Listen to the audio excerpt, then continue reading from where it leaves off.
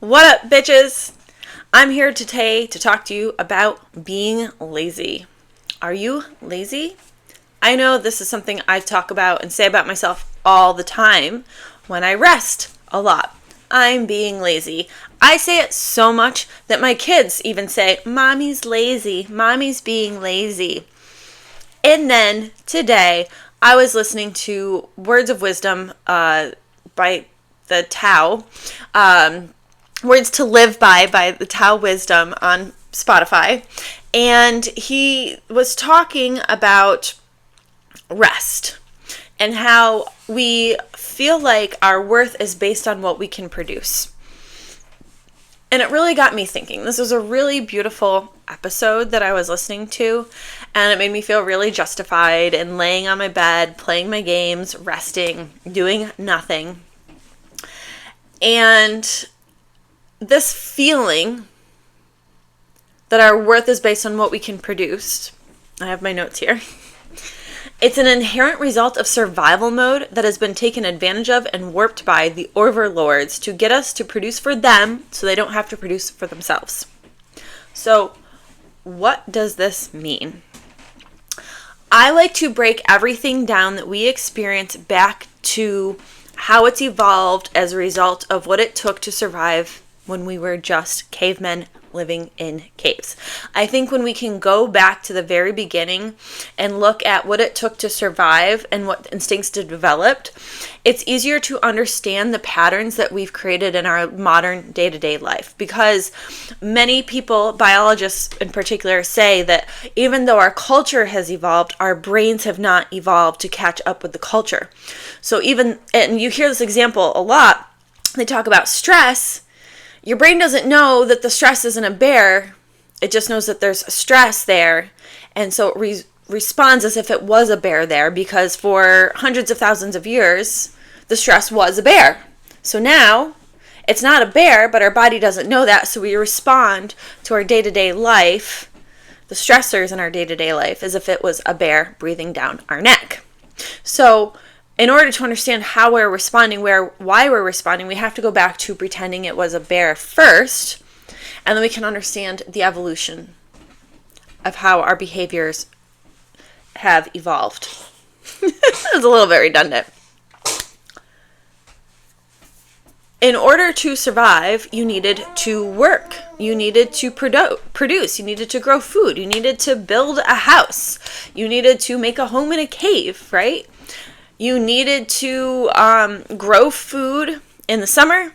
You needed to harvest it in the fall and find a way to save it so it would last through the winter. So in spring, so you could survive the winter until things started growing again in the spring.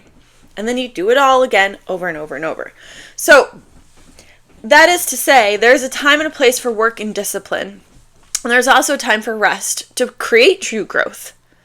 Right? We can look at the cycles of season to really understand this.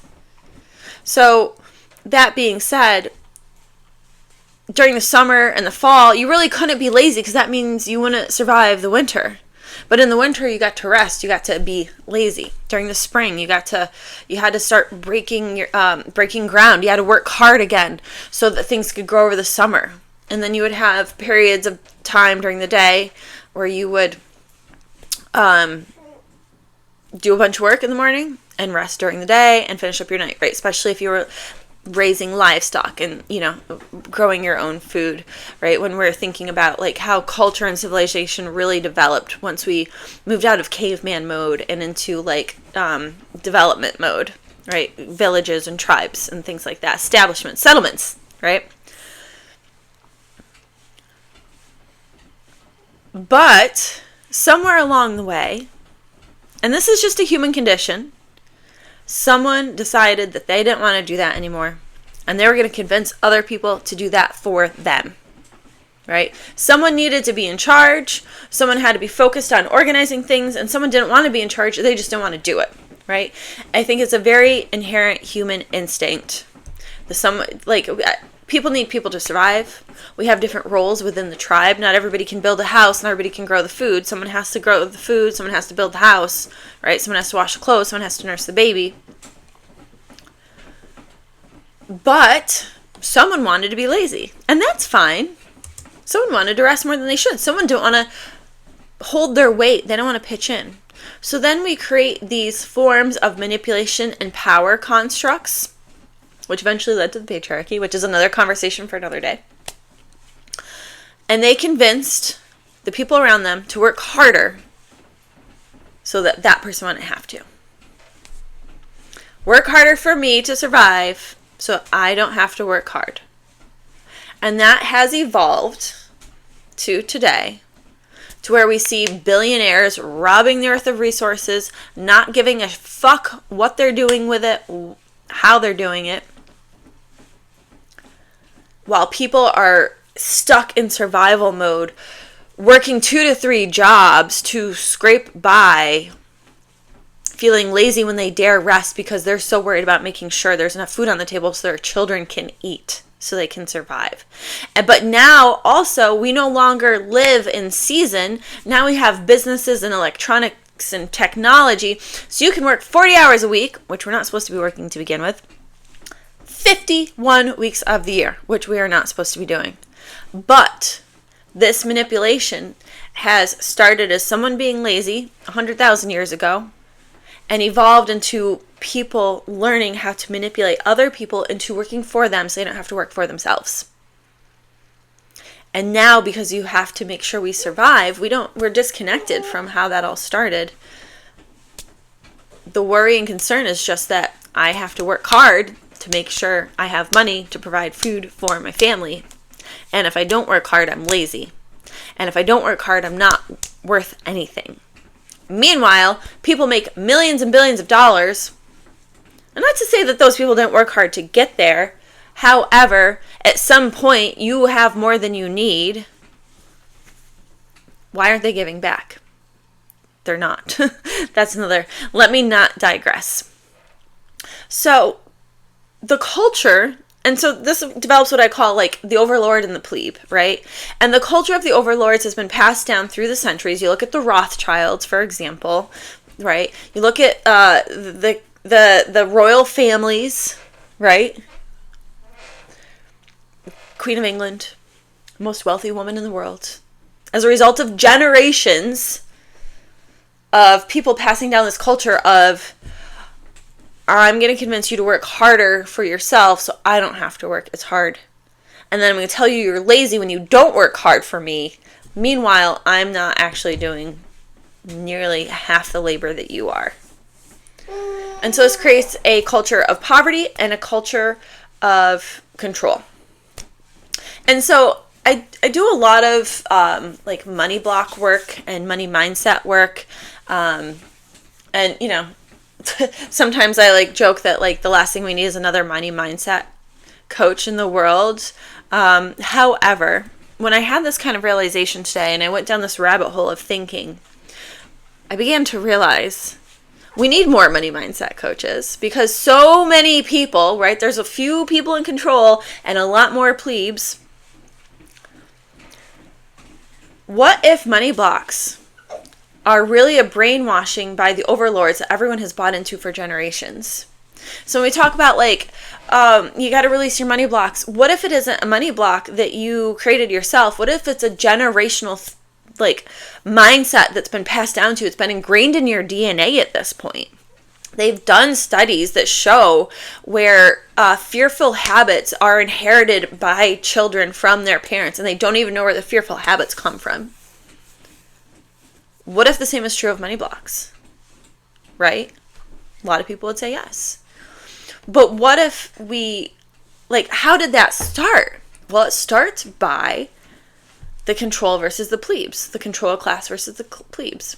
I'm not going to call them like the elites. I'm not going to like dive into like the concept of like the Matrix. I think the Matrix is not like some weird energetic like force of evil people trying to keep it. I think it's a construct that humans have created. It's a mental construct that we have all agreed to buy into. For a good reason to some extent, right? We can't just have people walking around killing and raping however they want. There has to be rules, there has to be laws, so people can live a peaceful life, right? People don't deserve to just be killed because someone else decides they should. That's not how it should work, right? Every life is precious. Every life deserves respect and should be cherished. Anarchy only works when everybody still agrees to what the world should look like, which isn't actually anarchy. Right? There's still a system that if someone is agreeing to, whether or not someone's in charge of it, I guess is what makes people an anarchist. But when we get into how this has evolved, right? When you think of yes, when towns were built, someone had to be in charge of the planning and the building, right? And making sure that the resources were accumulated to build the houses and the streets, right? Cities weren't just built because people threw up houses next to each other. Someone had to plan that, right? There needed to be someone in charge. But then people, just being people, because people are greedy, people are loving, people are generous, people are selfish, right? These are all inherent qualities of being a human. It's just a matter of what's being expressed in the moment or not. Someone figured out how to get away with doing less and making people do more, and hoarding resources and making people need to work harder for those resources that they could just provide for themselves, right? Because collectively, resources need to be accumulated to create great things, right? This is why we have roads and hospitals and schools and why we pay taxes. Resources need to be accumulated to create systems that allow us to survive, not just survive, but thrive, right? That is how we have created a world full of abundance with homes and electricity and plumbing. But when people start hoarding more resources than they need, and they're not giving those resources back, it's one thing to collect resources to then disperse, right? If some guy's got 5 barrels of corn and he's allergic to corn, he needs 5 barrels of oats. Someone needs to be in charge of making sure that gets, exchanged properly. That's why money exists. So that maybe his wife wants pearls instead of corn, right? But when people start to take advantage of that and make sure it's not being redistributed properly, so that you get to just be provided for because you exist, because you're a living being, and it doesn't matter if you're cleaning toilets or collecting trash or running a Fortune 500 CEO company, you deserve to have a quality of life. You deserve to survive. You deserve to thrive just because you exist. You shouldn't have to work 80 fucking hours a week to just be able to survive. Meanwhile, someone's living $1 billion and spending $10 million on a wedding because they've accumulated enough resources that they're not then just redistributing. Because that's how it has to work. We have to accumulate, redistribute. You can't just hold. And so the problem is when we eliminate someone who is hoarding, someone else just takes their place because humans, being humans, are I want to be able to do that. Let's replace this guy. I'll do it better. But time has shown time and time again that people, what's the phrase? Absolute power corrupts absolutely. I think the true evolution of humanity is where we can break the cycle of hungering after power and using manipulation to gain it, and instead learn how to be truly humble and to be objective, and to a true leader is someone who makes sure that everybody is taken care of. That's why our president right now is actually not a true leader, because he's not taking care of everybody. He's only taking care of the people he cares about. Let me not digress. And in the meantime, we're all given this illusion, because we all want power, we all want control, we want to feel like we have some hand in our own destiny. And, before we lived in tribes, and then we created feudal states, and you had the king and the castle in a small little village, and those villagers got resentful, and so, kings started giving more land to people so they could feel like they were in control and power. And now we have people buying their own homes, and we live better today than kings did even 100 years ago. Every single person, at least in America and most of Europe. So now we have this illusion of feeling in power, everybody having their own castle, which only serves to keep us more deeply separated and living like enemies with our neighbors instead of as a tribe. We're not forced to interact. We're not forced to rely on each other. We have the illusion of independence, that I can live by myself and I don't need any help. Well, bitch, someone built the house you're living in. Someone laid down the plumbing that's giving you water. Someone built the car. Someone grew the food. You're not actually living on your own. It's an illusion, and you have an illusion of power because you have a house that you might own. You're probably renting, but you feel like you have your own thing. It's all an illusion because it's not really yours. You're not really independent, but now you've been made to feel like you are. Or, on the other hand, you have the person who's working 80 hours a week, working 3 jobs to make sure there's enough food on the table, feeling less than because they can't provide because the system is rigged against them.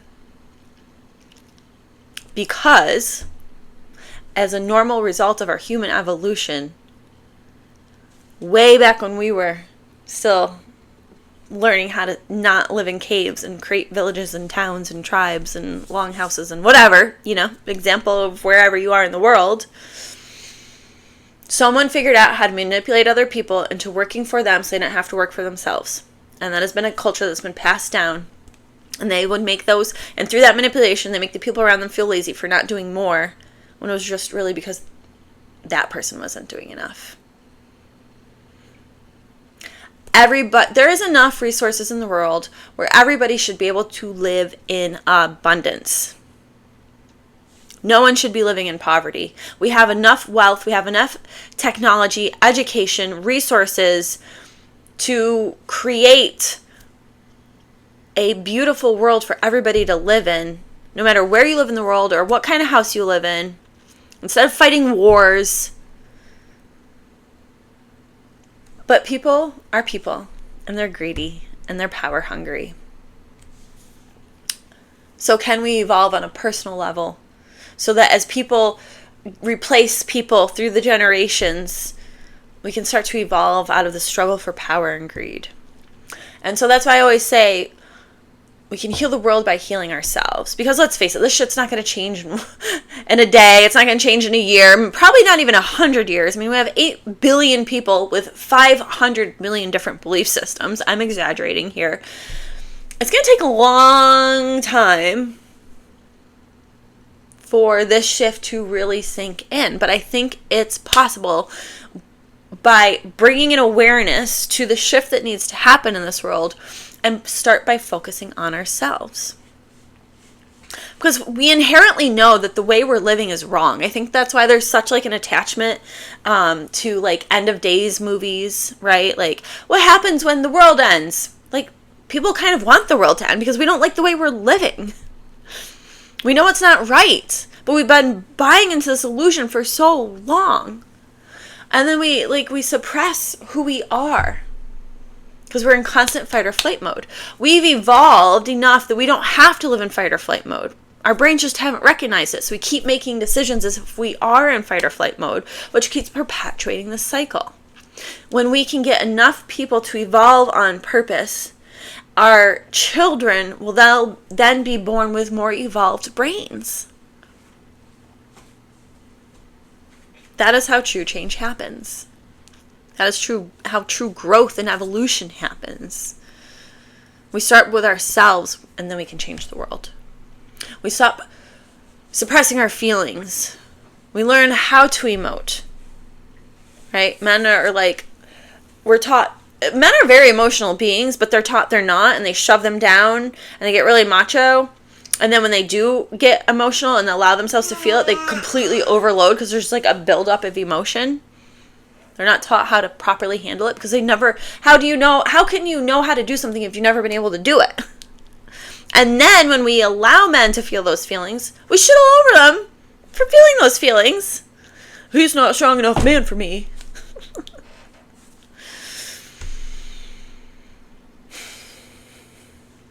And then when we shove down our emotions, whether you're a man or a woman, that energy gets trapped in our bodies and it shows up as chronic illness, chronic pain, and we live We get stuck in the cycle of fight or flight, living in pain-ridden lives. Because we've been buying into this idea that we have to do more, be more in order to survive, and that's not true. You should be able to thrive just because you exist. But you can't make that happen until you start doing the inner work and start figuring out how to shut off your fight or flight, sharing that information with the world at large, sharing this with your children, having babies who are born that are not living in fight or flight, teaching our children so that our generations, future generations, can reproduce children that are disrupting the pattern of being born into fight or flight survival mode. This is my vision. This is what I would like to see happen in the world. But it starts with working on yourself first. Understanding why we evolved the way we did doesn't mean shit if we're not then willing to apply it to ourselves. You have to be able to take the information and apply it to yourself and do the personal work of taking accountability for who you are, for how you act, for the choices you make, how you show up in the world, the relationships you have. And we can be more at peace. And we can figure out ways to create more abundance for everybody. Because let's face it, people should not have to. We don't need to. The technology exists. We do not have to have people working 80 hours a week just to survive. Yes, there will still be jobs that require hard labor. But my vision for the world is that, like, you do those when you're young and then you grow out of it and you step into the next iteration of that job, right? You shouldn't have to live that way for your entire life. And I think it's good for people to learn how to do some physical labor. And it's good for people to learn how to cook and to do jobs that nobody wants to do. It teaches you humility, right? Like, wax on, wax off, bitch. Look at Japan, how in their schools in Japan, they make their children wash their own lunch trays, creating accountability, personal responsibility, creating a world, a culture of caring for your environment, the way you should care for yourself, the way you should care for other people. Respect. You have to do these things. You shouldn't just wake up and never do anything for yourself, because that's not real and true either. There should be a balance between needing to work hard and needing to rest. Like the seasons had forced us into for so long. Right? When the winter months hit, you were bunked down, you had your pickled eggs or your pickled veggies or your canned veggies in jars, and you got to just chill out and stay warm. And there were still some things to do. You had to go feed your animals, right? We don't need to be working so much. We need to be able to make space for rest, because that's where healing and growth happens, is in that space and rest. But you can't ever get there if you're always stuck in fight or flight mode figuring out how to feed yourself. That's where hard work comes in, to prepare for the moments so that you can rest and know that you're taken care of. But it starts from that place of creating peace from within. Being at peace with the world. Not being mad when it rains. Not being upset when it's too hot. Knowing how to be at peace with what is. And knowing what needs to change and what it takes to change it. There's a time and a place for being at peace, and there's a time and a place for making shit happen. Knowing the difference. Allowing yourself to live in those cycles. Realigning with the natural cycles. Learning the lessons from those natural cycles for us to then figure out how to live in better harmony with our environment and with each other. I could go on and on and on, but I think I'm going to stop here.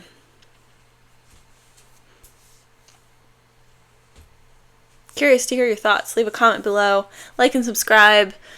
Like this video if you if something resonates. Subscribe to the channel if you want to stay updated for more.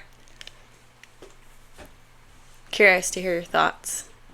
And I'm going to be using this kind of thought to kind of share with how we can grow and heal so we can go from survival to thriving. Have a beautiful day. Namaste, bitches.